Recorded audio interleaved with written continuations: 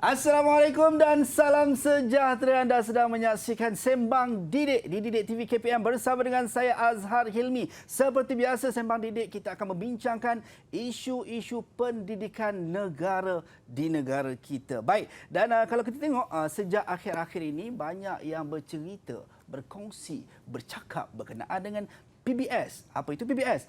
Pentaksiran berasaskan sekolah. Namun ada yang bersetuju, ada yang mungkin keliru berkenaan dengan PBS yang dilaksanakan. Walau bagaimanapun, ada yang kata perlu kembalikan balik peperiksaan pusat seperti mana PT3 ataupun PT3 dan juga UPSR yang telah pun dimansuhkan. Jadi nak merungkai kekeliruan, nak meredakan keresahan, kita bersama dengan tetamu istimewa kita pada hari ini. Kita bersama dengan Yang Berbahagia Datuk Pakarudin Ghazali, Timbalan Ketua Pengarah Pendidikan Malaysia Dasar dan Kurikulum KPM yang akan memberikan penerangan yang lebih terperinci berkenaan dengan PBS, dan kita nak tahu bagaimana PBS dapat diperkasakan oleh KPM. Assalamualaikum Datuk. Waalaikumsalam warahmatullahi wabarakatuh. Apa khabar Datuk? Sihat Datuk? Alhamdulillah. Sihat. Alhamdulillah. Datuk nampak ceria. Bila Datuk nampak ceria dan bertenaga, Datuk saya rasa aura yang positif lain macam lah Datuk. Alhamdulillah. Itu yang kita nak. Bila anak-anak kita tengok, dia bersemangat Itu untuk dia. belajar dengan Baik cara Datuk. Sebagai permulaan perbincangan kita pada hari ini Datuk, kita nak tahu KPM dah mengambil satu langkah yang sangat berani dengan pemansuhan kita kata PT3 ataupun PT3 dan UPSR. Kalau kita tengok ini mungkin sebahagian daripada transformasi pendidikan yang dilakukan oleh KPM sendiri.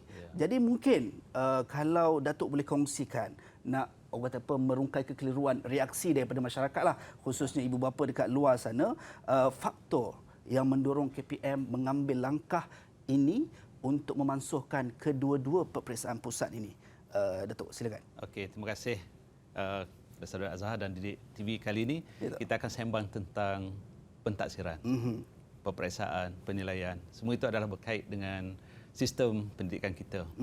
Sebenarnya sistem pendidikan kita sentiasa berkembang, maju, berubah dari hari ke hari, tahun ke tahun. Dan ini adalah pendekatan Kementerian Pendidikan Malaysia yang selalu prihatin. Kita cakna tentang perkembangan pendidikan. Kita melihat bukan sahaja dalam negara, bahkan kita melihat perkembangan di luar negara. Kerana apa kita kena cakna dalam pendidikan? Sebab kita menyediakan anak-anak pewaris negara ini untuk masa hadapan. Jadi begitu juga dalam pentaksiran. Kita melihat bahawa peperiksaan ujian pencapaian sekolah rendah, penilaian tingkatan 3, PT3, kita semua buat untuk melihat kemajuan anak-anak kita dalam akademik. Tapi tuntutan hari ini, kita perlu lihat anak-anak itu berjaya secara holistik, seimbang. Sebab potensi anak kita di sekolah ini pelbagai. Jadi kita tidak boleh melihat kepada ujian yang akademik semata-mata di PSR PT3. Jadi sebab itu langkah berani Kementerian Pendidikan Malaysia selepas membuat libat urus dengan pelbagai pihak, menerima pandangan, akhirnya kita bersepakat untuk memasukkan UPSR dan PT3. UPSR mulai tahun 2021, PT3 mulai tahun 2022. Walaupun sudah bermula sejak 1988 lagi UPSR, PT3. Semua itu kita harap penambahbaikan ini kita akan dapat dokong bersama-sama. Jadi itulah sebabnya, dan nak menjadi asbab bila datang pandemik COVID-19, tidak boleh berlaku PDP dengan sempurna. Pentaksiran pun kita dapat laksanakan dalam keadaan yang biasa. Maka kita batalkan dulu buat sementara waktu dalam tempoh berkenaan.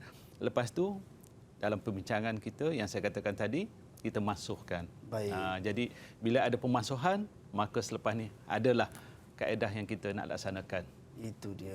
Datuk, bila Datuk sebut berkenaan dengan ada pemansuhan, kita akan ada penambahbaikan yang akan dilaksanakan. Kalau mohon Datuk betulkan saya kalau saya salah. Saya difahamkan PBS ataupun pentaksiran berasaskan sekolah ini sebenarnya dah ada lama Datuk, betul ke? Ya, betul. Sebenarnya pentaksiran berasaskan sekolah ini sudah pun dibincang seawal 2006 lagi. Jadi perbincangan berlaku, penambahbaikan kaedah apa semua, dan secara rasminya bermula pada tahun 2011 bagi peringkat sekolah rendah, 2012 di peringkat sekolah menengah. Jadi PBS ini pada ketika itu diperkenalkan ke arah pendekatan yang kita katakan untuk melihat anak ini kemenjadiannya secara holistik, secara seimbang. Tetapi mungkin bagi warga pendidik kami sedar, kita sedar itu ada dalam sistem. Tapi bagi masyarakat sedar tapi tidak melihat itu satu perkara yang perlu kita bawa dengan lebih serius. Kerana di atas itu ada ujian pencapaian skor rendah, ada PT3. Jadi di sini menjadi fokus kepada masyarakat, menumpukan kepada ujian pencapaian skor rendah kerana di hujung itu ada keputusan yang pastinya untuk membawa mereka ke sekolah berasrama penuh, sekolah-sekolah terpilih, sekolah khusus. Bagi PT3 pun sama untuk memilih aliran di tingkatan 4-5. Jadi dia dah memayungi ataupun melindungi PBS itu sendiri. Baik Datuk, bila Datuk kata kita boleh kata anggakan lebih kurang 10 tahun Datuk PBS, mungkin Datuk boleh kongsikan kenapa PBS itu tidak diuar-uarkan kalau ia dah pun ialah daripada 2006 mulai dimulakan pada tahun 2011. Okey, dia sudah diwawarkan. Okey, bila kita wawarkan bahawa kita ada taksiran berterusan dalam bilik darjah, kita ada PAJSK, kita ada taksiran psikometrik. Tapi perkara itu berlaku. Berlaku pada satu keadaan yang sederhana ataupun optimum. Dia tidak menjadi satu yang diutamakan. Jadi bila adanya peperiksaan yang datangnya UPS PT3, terus fokus itu pergi ke arah peperiksaan berkenaan. Jadi bila kita melihat bahawa anak-anak ini pembelajarannya sudah menjadi stres, mungkin kerana terpaksa pergi kelas tambahan, tuition, dan penekanan itu hanya kepada akademik. Jadi tak ada lagi pembelajaran yang menyeronokkan. Jadi kita fikir sudah sampai masa untuk melahirkan anak yang hebat, berbakat dalam pelbagai bidang, maka pemansuhan UPS PT3 pada kami tepat pada masanya, dan pemerkasaan PBS itu inilah yang kita nak bawa semula. Nak jadikan sesuatu yang lebih bermakna dalam sistem pendidikan kita. Jadi bukan tidak diwawarkan, tapi tidak menjadi fokus kepada mereka yang terlibat. Baik, saya memetik kata Datuk tadi, maksudnya sudah pun diuar-uarkan, tetapi kalau sebelum ini PT3 dan juga UPSR menjadi lebih dominan kerana mungkin itu menjadi kayu ukur, saya Datuk sebut tadi. Dan saya rasa ini sebenarnya mula meredakan sedikit keresahan para ibu bapa dekat luar sana dan juga merungkai kekeliruan. Tapi banyak benda lagi Datuk yang kita nak bincangkan berkenaan dengan pemerkasaan PBS ini, dan anda semua jangan ke mana-mana, terus setia bersama kami di Sembang Didik TV KPM.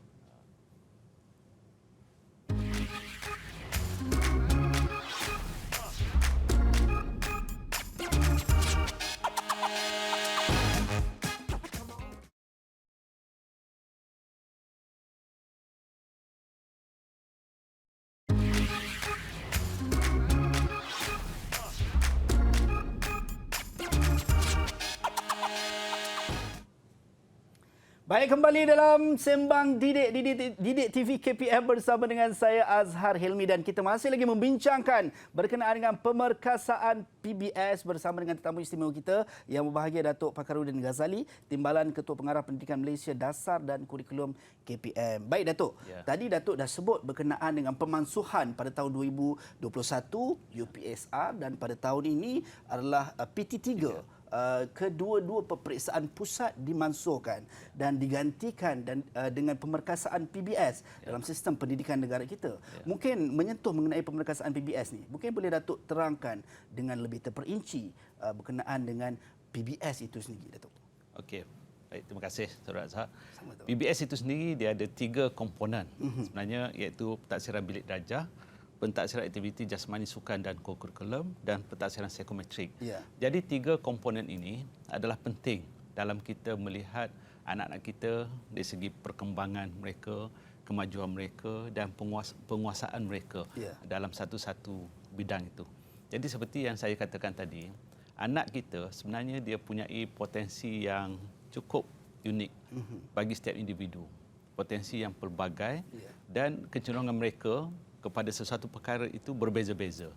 Jadi sebab itu kita ada falsafah pendidikan kebangsaan yang hasratnya ialah untuk membangunkan potensi mereka. Jadi kita di dalam pendidikan, kita tak akan berhenti mendidik mereka, mencari potensi mereka itu kita kembangkan. Dan potensi yang ada itu kita akan kembangkan supaya dia seimbang, dia holistik dan dia harmonis. Kenapa perkara itu penting? Kita nak menjadikan mereka untuk masa depan supaya dia boleh berada dalam masyarakat, dan apabila dia lengkap dari segi pembangunan jiwanya secara keseluruhan tadi, dia akan menjadi masyarakat yang sejahtera. Jadi yang kita kata holistik, seimbang itu dari sudut jasmani mereka, emosi, rohani, sosial, intelek. Jadi inilah yang kita nak bangunkan. Jadi pentaksiran PBS itu sendiri merangkumi ketiga-tiga, ada 3 komponen yang boleh melihat ke semua komponen yang 5 tadi itu. Jadi ini yang kita akan perkasakan. Sebab kalau kita tidak bawa ke arah ini, tentu ada potensi yang mungkin anak itu cenderung kepada bidang sukan, kurikulum, mereka akan hilang dalam sistem kita, dalam radar kita. Mungkin potensi itu kerana kita mempukan kepada akademik semata-mata, mereka akan hilang. Begitu juga kalau pelajar yang minat akademik sahaja, dia akan hilang minat sukan mungkin yang kita tidak boleh nak lihat. Apa yang dilakukan ni secara menyeluruh. Dan tadi saya Datuk ada sebut berkenaan dengan PAJSK. Mungkin Datuk boleh ceritakan sedikit berkenaan dengan PAJSK itu, Datuk. Okey. PAJSK itu singkatan kepada pentaksiran aktiviti jasmani, sukan dan co-curriculum. Jadi jasmani itu sendiri kita nak lihat pada perkembangan fizikal anak itu. Sukan ada termasuklah permainan, mengikut apa yang mereka minati. Co-curriculum, pelbagai aktiviti, ada badan beruniform, ada persatuan, kelab. Jadi sebenarnya anak-anak kita ini dia ada kesukaan. Kalau kita guna istilah mudahnya, dia suka satu-satu perkara. Jadi minat, bakat mereka itu. Jadi melalui inilah kita boleh kembangkan potensi mereka. Kita boleh tarik mereka ke sekolah dan mereka boleh jadi orang yang hebat. Kalau dia bisa hebat berkarya, mereka boleh jadi orang seni. Kalau mereka ada kecergasan, kekuatan bidang sukan dan permainan. Banyak sangat keupayaan kecenderungan mereka itu. Itu PAJSK-nya. Satu lagi mungkin Saudara Azhar ialah psikometrik. Psikometrik ialah kita nak tahu sebenarnya dari sifatnya, kecenderungannya, minatnya itu apa. Minat dan kecenderungan itu penting. Sebab kalau kita tak buat pentaksiran itu, kita tak nampak.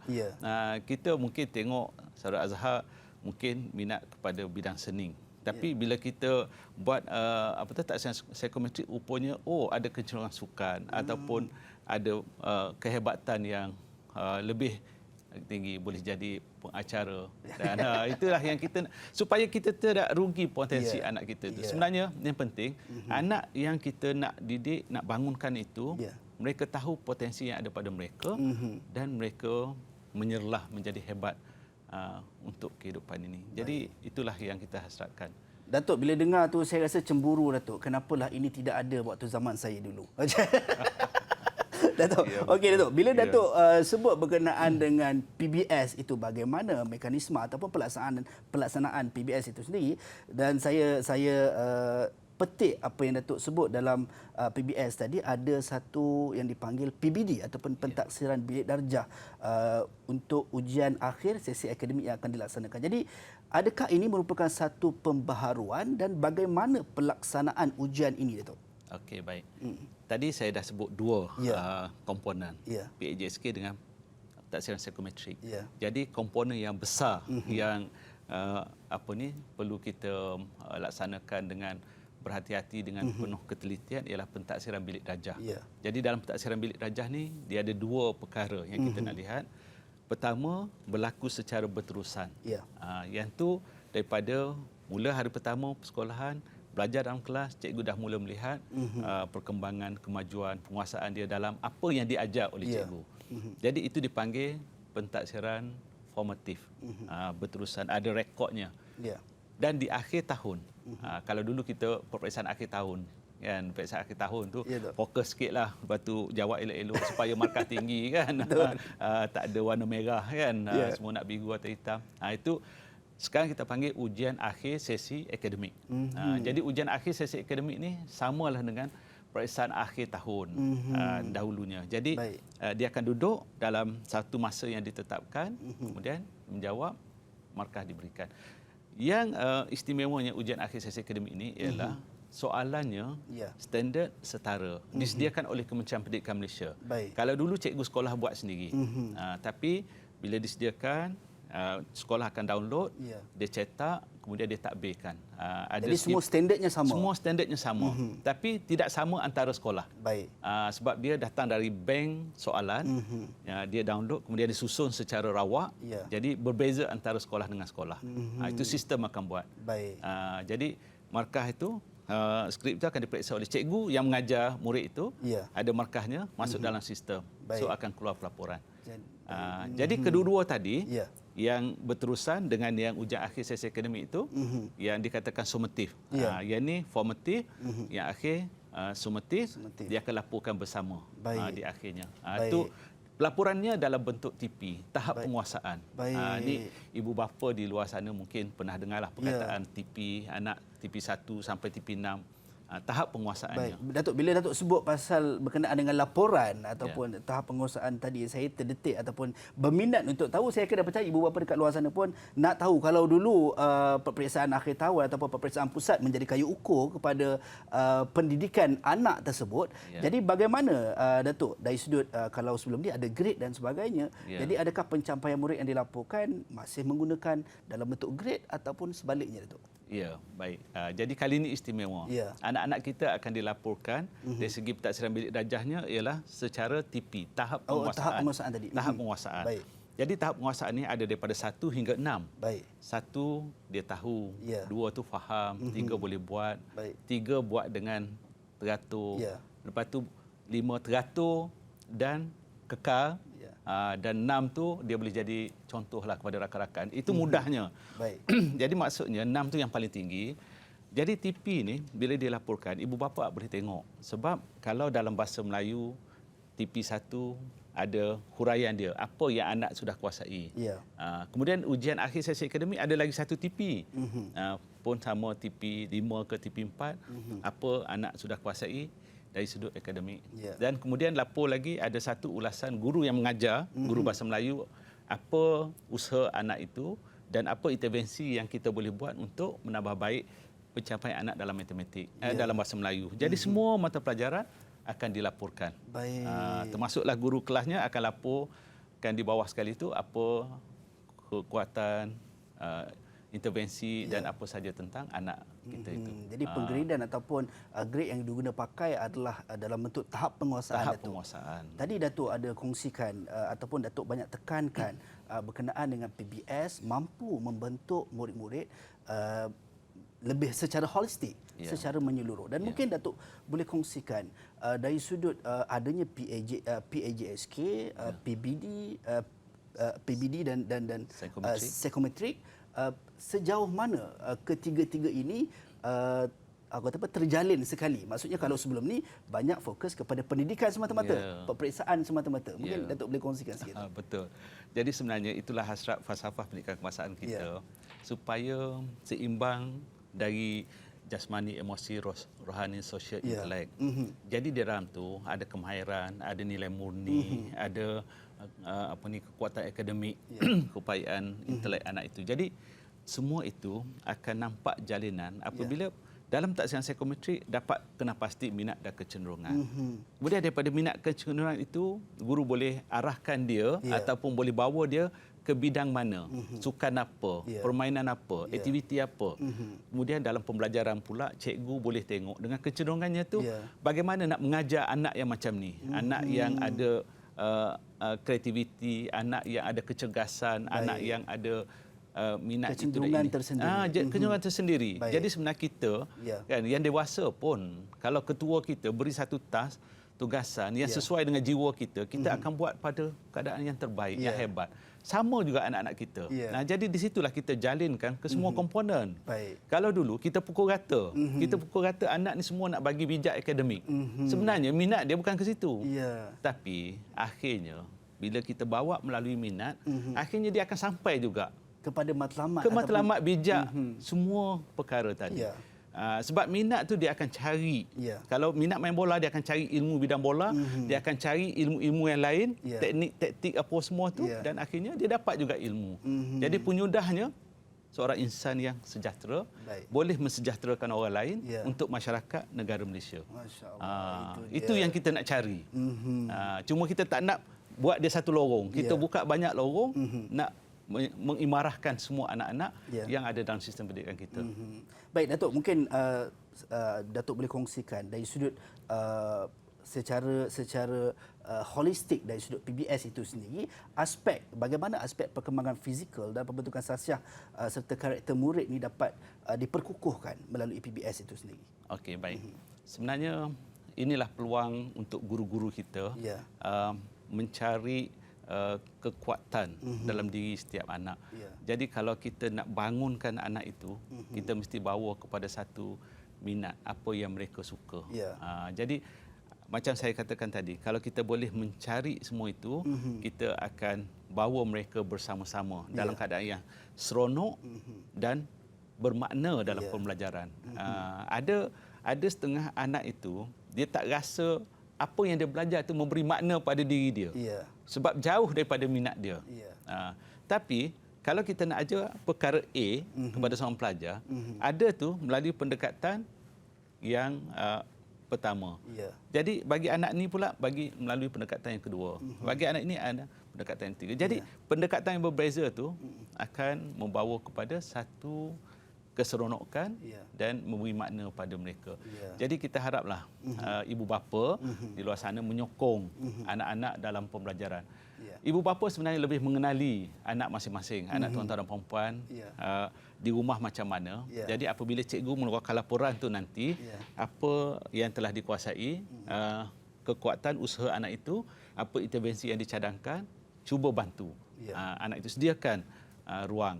Jadi janganlah kita nak lihat anak kita berjaya dari akademik sahaja. Kalau peperiksaan dahulu, dia hanya melaporkan keupayaan akademik. Betul.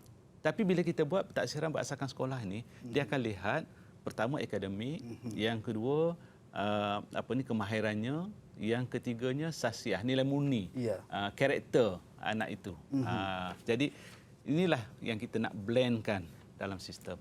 Baik, itu dia. Saya sangat teruja apabila Datuk menceritakan berkenaan dengan bagaimana pemerkasaan PBS itu sendiri menyentuh 3 aspek ataupun 3 komponen utama tadi. Dan kejap lagi, Datuk, mungkin kita nak tahu perancangan dan usaha KPM sendiri bagi terus memperkasakan PBS dan menjayakan apa yang sedang direncanakan ini, insyaAllah. Tapi seketika nanti, anda semua jangan ke mana-mana, kembali selepas ini dalam Sembang Didik, Didik TV KPM.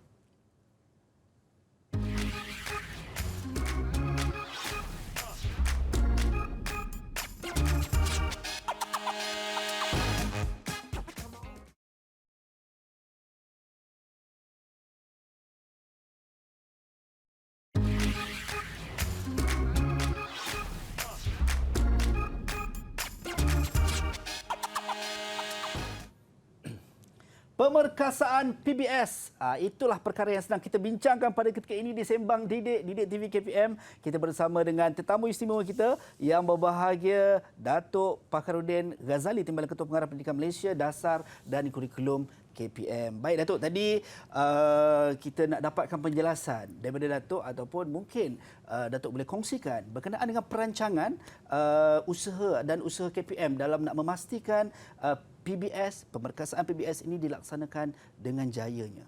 Datuk, silakan.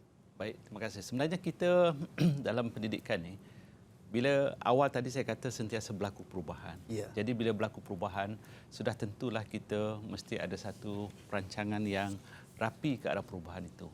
Jadi di peringkat Kementerian Pendidikan, selepas mengadakan sesi libat urus awal, lepas itu berlaku pemansuhan UPS PT3, kita terus mulakan dengan satu perancangan bagaimana kita nak perkasakan PBS ni langkah demi langkah. Jadi semua bahagian yang terlibat telah pun kita duduk, kita rancang. Jadi daripada situlah kita mula bergerak. Maklumat yang ada itu kita perlu sampaikan segera kepada seluruh warga pendidik dan masyarakat. Sebab masyarakat ialah pihak yang berkepentingan. Ada anak-anak mereka dalam sistem kita. Jadi sebenarnya peringkat awalnya kita turun menerangkan secara umum kepada kepimpinan di peringkat negeri, peringkat JPN PPD. Mhm. Kemudian fasa kedua kita sudah bergerak berjumpa dengan semua pemimpin sekolah, pengetua guru besar seluruh negara dan termasuk juga pihak wakil PIBG, ada YDP, ada jawatankuasa yang hadir sama. Jadi ini sudah pun kita laksanakan. Kita sudah capai melebihi 24,000 peserta ataupun mereka yang bersama dalam sesi libat urus. Jadi maklumat ini kita sampaikan dan ini hari ini salah satu medium lah kita bersiaran di Didik TV untuk menyampaikan lagi maklumat kepada mungkin ibu bapa, guru yang tidak berkesempatan untuk mendapatkan maklumat ini. Jadi selepas ini kita akan turun memberi latihan kepada guru-guru. Jadi sebenarnya bahagian-bahagian tertentu sudah melihat komponen mana yang mereka perlu tangani, perlu sampaikan. Jadi tadi disebutkan tidak diwawarkan ataupun kurang diwawarkan. Sebenarnya kita agresif mewawarkan dan kita sokong dengan latihan. Latihan yang memantapkan guru kita bagaimana melaksanakan pentaksiran itu.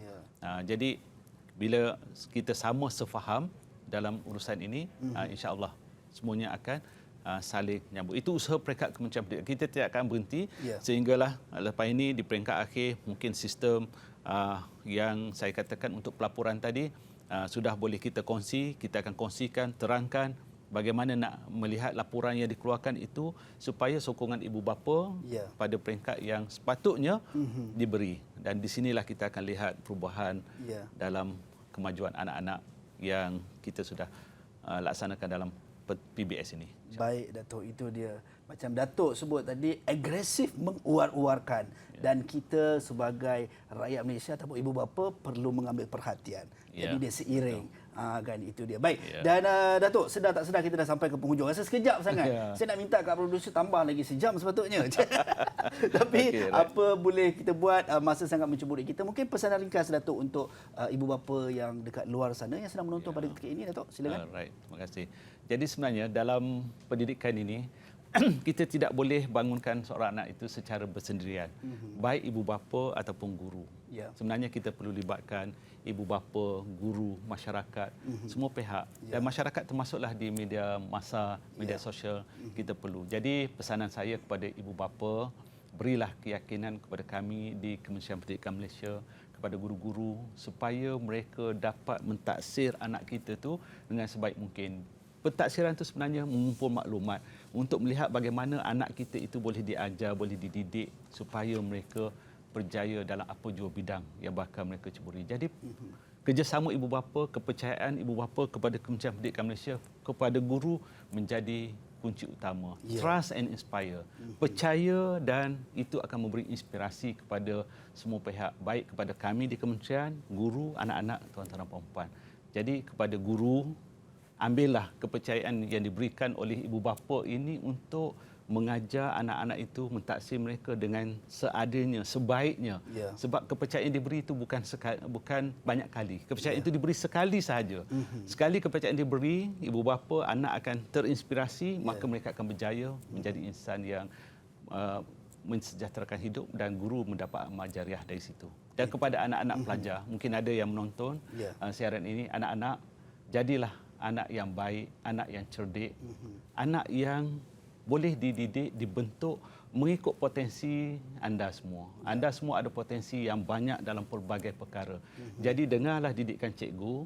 Bila cikgu mengajar, dapatkan ilmunya. Bila cikgu taksir, berilah kerjasama dan anda akan dibangunkan secara holistik. Anda akan jadi anak yang hebat, generasi pewaris negara, insya-Allah. Insya-Allah. Baik, kita nak ucap jutaan terima kasih kepada Yang Berbahagia Datuk Fakhruddin Ghazali, Timbalan Ketua Pengarah Pendidikan Malaysia, Dasar dan Kurikulum KPM, kerana sudi bersama kita pada hari ini memberi pencerahan, memberi penjelasan, merungkaikan kekeliruan pada hari ini, insya-Allah. Dan sebagai akhir kata untuk anda semua, usah gusar tentang pemansuhan tapi risau tentang pendidikan.